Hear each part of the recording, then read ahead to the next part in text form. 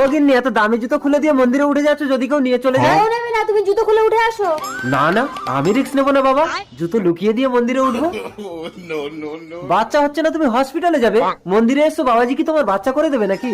হ্যাঁ গো, বাবাজির কাছে আসলে নাকি এক রাতেই গর্ভবতী হয়ে যায়। আমি রাতের পর রাত চেষ্টা করে বাবা হতে পারলাম না, আর বাবাজি এক রাতেই গর্ভবতী করে দেবে না?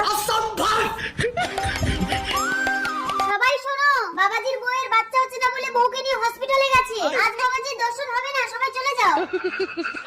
দেখেছো, বাবাজির নিজের বাচ্চা হচ্ছে না বলে হসপিটালে গেছে, আর তুমি বাচ্চার জন্য বাবাজির কাছে ছুটে এসছো। বাড়ি চলো।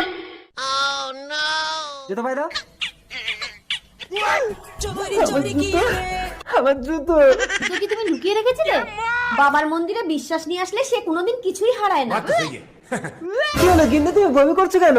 তোর বউ বিশ্বাস নিয়ে এসেছে, তাই তোর বউর গর্ভে সন্তান এসেছে। বাবা তুমি অন্তর্জামী। বিশ্বাসে মিলায় বস্তু।